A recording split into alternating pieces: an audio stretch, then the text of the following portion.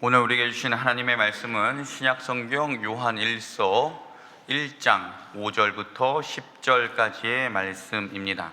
신약성경 388쪽에 기록되어 있습니다. 요한일서 1장 5절부터 10절까지의 말씀 한 절씩 교독하시고 10절 말씀은 함께 읽도록 하겠습니다. 하나님은 빛이시다. 우리가 그에게서 듣고 너희에게 전하는 소식은 이것이니 곧 하나님은 빛이시라. 그에게는 어둠이 조금도 없으시다는 것이니라.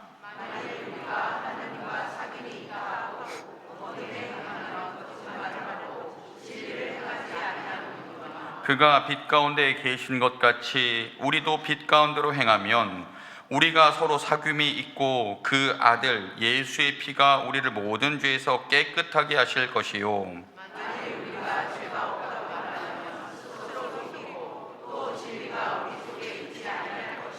만일 우리가 우리 죄를 자백하면 그는 미쁘시고 의로우사 우리 죄를 사하시며 우리를 모든 불의에서 깨끗하게 하실 것이요.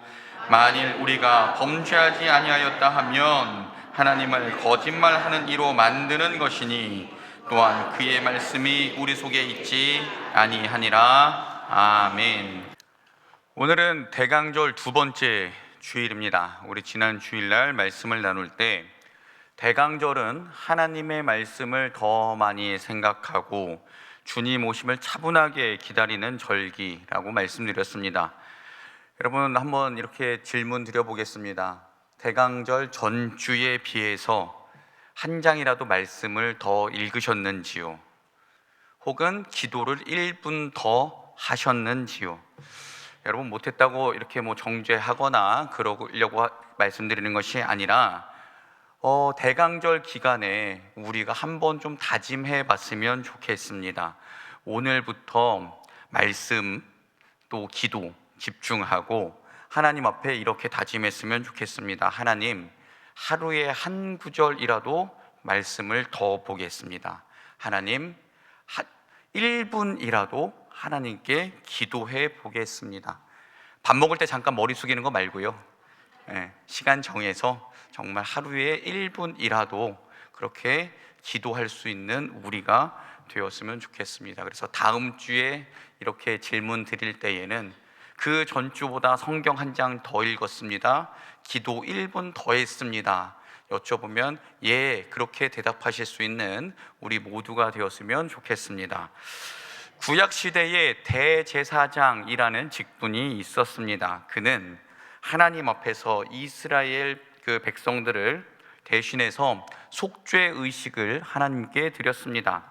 대속죄일이라고 1년에 하루 정해진 날이 있는데 그때는 백성의 모든 죄를 대신 그 죽은 제물의 피를 가지고 지성소 하나님의 임재가 있는 곳에 들어가서 그 사방 단 뿔에다가 그 피를 뿌리게 됩니다. 그때 하나님께서 그 제사를 기뻐하시면 1년 동안에 지었던 모든 백성들의 죄는 깨끗하게 됩니다. 그런 역할을 하는 사람이 대제사장이고, 조금 더 생각해 보면 하나님과 사람들을 연결해 주는 그런 통로의 역할을 하는 사람이 대제사장입니다. 그 역할을 우리 예수님이 하시러 이 땅에 오셨습니다. 예수님은 우리와 하나님을 연결해 주시기 위해 이 땅에 오셨습니다. 여러분, 이런 예를 한번 들어보겠습니다. 혹시 주변에 자녀들이나 친구들을 예전엔 선이라고 했었는데요, 소개팅을 주선해 보신 적 있으십니까? 어느 때 그 사람들을 소개하고 소개팅을 주선할까요? 내가 생각할 때 이 사람과 이 사람이 참 잘 어울리는데 이런 생각만 가지고는 그렇게 소개할 수 없습니다. 누군가를 다른 이에게 소개하려면 최소한 양쪽의 사람을 다 잘 알아야 합니다. 소개팅할 때, 소개를 시켜줄 때 실패하는 99%의 확률은 이런 경우입니다. 저는 소개를 시켜주는 남자를 잘 압니다. 제 아내는 소개를 시켜줄 여자를 잘 압니다. 서로 괜찮다라고 합니다. 그리고 소개시켜주면 99% 망할 확률이 높습니다. 왜냐하면 서로의 보는 관점이 다르기 때문입니다. 소개를 해주는 내가 둘 다 잘 알고, 야, 이 사람들은 정말 잘 맞겠다, 이렇게 할 때 소개해주면 그 확률이 높죠. 지금 여러분의 눈에는 그래서 목사님 성공률은 몇 %인가요? 라는 그 질문을 하시면서 반짝이시는 것 같은데, 딱 한 명 소개했고 여태까지 애굽에서 선교사님 부부로 잘 살고 계십니다. 예수님이 오신 이유라는 제목으로 오늘 대강절 두 번째 주일 설교를 준비하는데, 오늘 말씀에서 6절 말씀이 눈에 들어왔습니다. 6절 말씀 같이 한번 읽어보겠습니다. 만일, 시작. 만일 우리가 하나님과 사귐이 있다 하고 어둠에 행하면 거짓말을 하고 진리를 행하지 아니하면 이거니와. 6절 말씀을 보면 우리가 하나님과 사귐이 있다라는 구절이 있습니다. 제가 이 구절을 표준세번역 성경으로 한번 읽어보겠습니다. 우리가 하나님과 사귀고 있다고 말하면서 그대로 어둠 속에 살아가면 우리는 거짓말하는 것이요 진리를 행하지 않는 것이다 라고 기록하고 있습니다. 다른 성경 번역본으로도 한번 읽어보겠습니다. 만일 우리가 어둠 속에서 살아가면서 하나님과 사귀고 있다고 말한다면 우리는 거짓말하는 것이고 진리를 좇아서 사는 것이 아닙니다 라고 6절 말씀을 그렇게 번역합니다. 이 말씀을 읽고 생각하면서 우리가 어떻게 하나님과 사귀고 있다고 할까? 과연 우리는 하나님과 사귈 수 있는 존재인가?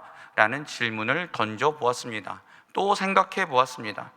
여러분, 하나님과 우리가 사귈 수 있다니요, 우리가 사귀고 있다니요, 이건 말도 안 되는 거지요. 하나님은 하나님이시고 우리는 사람이고 죄인일 뿐인데 어떻게 우리가 하나님과 사귀게 되었을까요? 그것은 예수님이 그렇게 하시려고 이 땅에 오셨기 때문에 가능하게 되었습니다. 그래서 예수님이 오신 이유 두 번째, 하나님과 우리를 사귀게 하시려고 예수님이 오셨다. 오늘 말씀의 주제입니다. 오늘 우리가 하나님과 사귈 수 있게 된 존재는 예수님께서 우리를 하나님과 소개팅해 주신 것이라고 감히 말씀드리겠습니다. 그 내용이 어디 기록되어 있냐 하면 신약성경 에베소서를 우리 같이 한번 좀 찾아보겠습니다. 신약성경 311쪽입니다. 조금 길긴 한데요, 에베소서 2장 11절부터 18절까지 말씀을 우리 같이 한번 읽어보겠습니다. 에베소서 2장 11절부터 18절까지 8절의 말씀을 우리 같은 목소리로 좀 읽어보겠습니다. 다 찾으셨습니까? 예, 다 찾으셨으면 2장 11절부터 천천히 같이 읽겠습니다. 그러므로 생각하라. 너희는 그때의 육체로는 이방인이요 손으로 육체에 행한 할례를 받은 무리라 칭하는 자들로부터 할례를 받지 않은 무리라 칭함을 받은 자들이라. 그때에 너희는 그리스도 밖에 있었고 이스라엘 나라 밖의 사람이라. 약속의 언약들에 대하여는 외인이요 세상에서 소망이 없고 하나님도 없는 자이더니 이제는 전에 멀리 있던 너희가 그리스도 예수 안에서 그리스도의 피로 가까워졌느니라. 그는 우리의 화평이신지라 둘로 하나를 만드사 원수된 것 곧 중간에 막힌 담을 자기 육체로 하시고 법조문으로 된 계명의 율법을 폐하셨으니 이는 이 둘로 자기 안에서 한 세 사람을 지어 화평하게 하시고 또 십자가로 이 둘을 한 몸으로 하나님과 화목하게 하려 하심이라. 원수된 것을 십자가로 소멸하시고 너희에게 평안을 전하시고 가까운 데 있는 자들에게 평안을 전하셨으니 이는 그로 말미암아 우리 둘이 한 성령 안에서 아버지께 나아감을 얻게 하려 하심이라. 아멘. 우리가 지금 함께 읽은 에베소서 말씀에 따르면 우리는 원래 하나님을 모르는 사람들입니다. 그래서 성경에서는 우리 같은 사람들을 가리켜서 이방인이라고 합니다. 그리고 하나님께서 택하신 이스라엘이라는 민족과는 상관이 없는 사람이었습니다.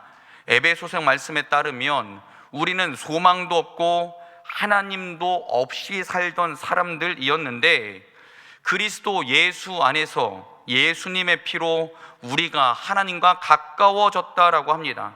또 예수님께서 예수님의 육체로 이방인과 유대인 사이에 있던 높은 벽을 허무셨고 율법을 폐하셨고, 중요한 내용은 16절 말씀, 우리가 하나님께로 앞에 나아갈 수 없는 사람들이었지만 이방인과 유대인을 하나로 만들어서 예수님께서 우리를 하나님과 화목하게 하셨다라고 에베소서 2장은 우리에게 알려줍니다.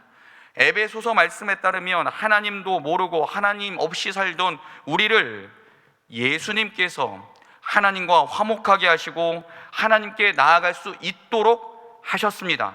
그래서 우리는 예수님을 통해서 하나님을 알게 되었고, 하나님을 아버지라 부르게 되었고, 하나님을 알기 전에는, 감히 하나님을 아빠라고 부르기 전에는 알지도 못하고 가지지도 못했던 영원한 생명에 관한 소망을 이제 우리에게 허락하셨다라고 말씀하십니다. 예수님께서는 우리를 하나님께로 이끌어서 하나님의 영원한 소망을 주시기 위해 이 땅에 오셨다라고 에베소서는 오늘 우리에게 알려줍니다.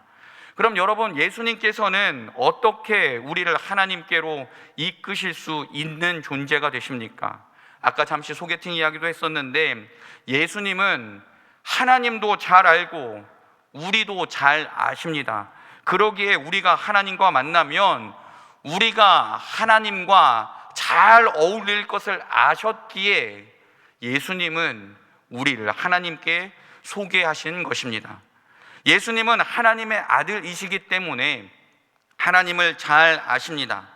우리 지금 이 세상에 사는 아버지와 아들의 관계처럼 가끔은 그렇게 대면한 사이가 아니라, 하나님과 예수님은 사랑과 순종을 통해 두 분의 마음이 일치되셨습니다. 그렇기 때문에 하나님과 예수님은 서로를 너무 잘 아시죠. 요한복음 14장의 말씀입니다. 내가 아버지 안에 거하고 아버지께서 내 안에 계심을 믿으라. 요한복음 17장의 말씀입니다. 내 것은 다 아버지의 것이요 아버지의 것은 내 것이온데 라고 할 정도로 예수님은 하나님의 것을 모르는 것이 없는 분이셨습니다. 그리고 예수님은 우리처럼 인간의 몸을 입고 오셔서 이 땅에 사셨기 때문에 인간의 삶도 잘 아십니다. 히브리서 2장의 말씀입니다. 그러므로 그가 범사의 형제들과 같이 되심이 마땅하도다. 이는 하나님의 일에 자비하고 신실한 대제사장이 되어 백성의 죄를 속량하려 하심이라. 그가 시험을 받아 고난을 당하셨은즉 시험 받는 자들을 능히 도우실 수 있느니라. 그리고 히브리서 4장의 말씀입니다. 우리에게 있는 대제사장은 우리의 연약함을 동정하지 못하실 리가 아니오 모든 일에 우리와 똑같이 시험을 받으신 이로되 죄는 없으시니라. 아멘. 예수님께서는 우리와 같은 몸을 입고 사셨고 시험을 받으셨기에 우리를 잘 아십니다. 그리고 우리의 연약함도 아십니다. 그래서 우리를 하나님께로 인도해서 하나님과 사귐이 있게 하셨고, 하나님과 사귈 때 하나님의 은혜와 사랑으로 끊임없는 하나님의 놀라운 모든 것으로 우리가 강건해지도록 예수님은 우리를 하나님께로 인도하셨습니다. 설교 처음에 말씀드렸던 것처럼 예수님께서는 하나님 아버지도 잘 알고 우리도 잘 알기에 우리를 하나님께 소개해 주었고, 하나님은 예수님을 통해 우리를 보시게 되었고, 예수님을 통해 소개받은 우리를 밀어내거나 배척하지 않으셨고, 그래서 우리는 하나님과 사귀게 될 수 있게 되었습니다.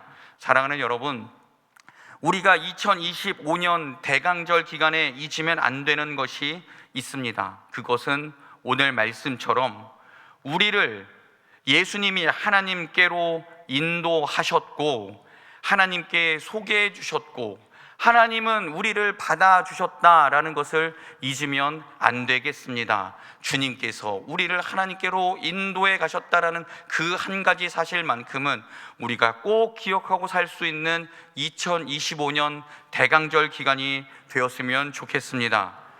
예수님을 통해 하나님을 소개받았고 하나님의 사람으로 살게 된 여러분, 그럼 우리가 하나님과 사귀는 사이라고 하면 우리는 또 하나님의 사랑받는 사람으로 살아가게 된다면 여러분, 우린 그럼 어떻게 우리는 이 대강절 기간뿐만 아니라 우리 평생을 살아가야 하겠습니까?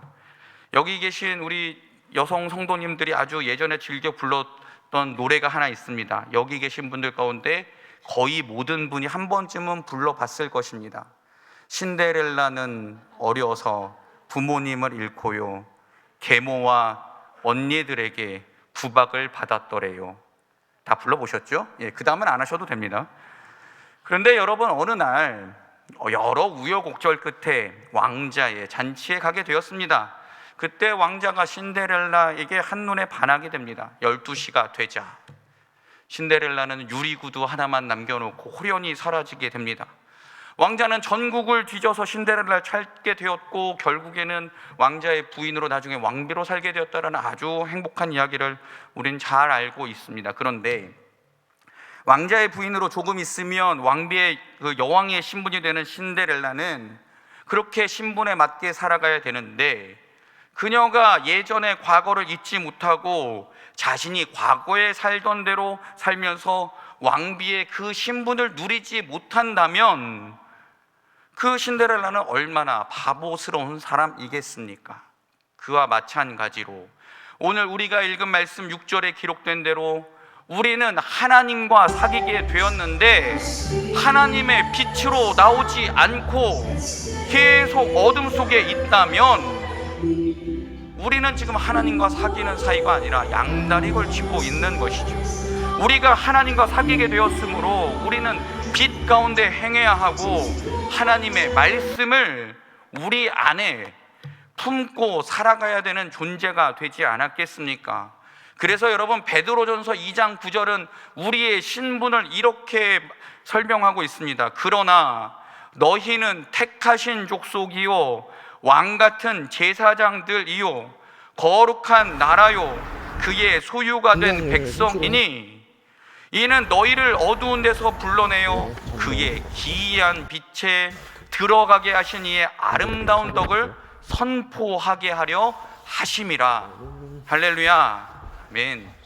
성경은 우리를 하나님의 택하신 족속이고 왕같은 제사장이고 거룩한 나라고 하나님의 소유된 백성이라고 우리에게 설명해 주십니다. 그리고 우리를 부르신 하나님의 목적은 하나님의 기이한 빛에 들어가게 하신 이의 아름다운 덕을 선포하게 하려 하심이다 라고 우리에게 분명히 말씀하십니다. 사랑하는 여러분, 죄악의 눈이 멀어서 하나님을 보지 못하고 하나님을 알지 못하던 우리를 죄악에서 건져내어서 하나님과 사귀게 하셨고 우리를 하나님의 택하신 족속으로 왕같은 제사장으로 거룩한 나라로 하나님의 소유된 백성으로 살아가라고 주님께서 우리를 하나님께 소개하셨고 하나님께서 우리를 받아주셨으니 이제 우리가 예전에 살던 모습 그대로 하나님 없이 그런 삶을 살아간다면 우리의 삶은 그 얼마나 바보스러운 짓이겠습니까? 그렇지 않습니까? 오늘 우리가 읽은 7절부터 10절까지의 말씀이 다 그런 말씀입니다. 우리가 하나님을 알고 하나님과 사귀고 하나님과 사랑을 하며 산다고 하는데 우리가 하나님 앞에서 거짓말하고 예전의 생활을 계속 영위해 간다는 것은 우리가 하나님과 모를 때와 다를 것이 없지 않은가?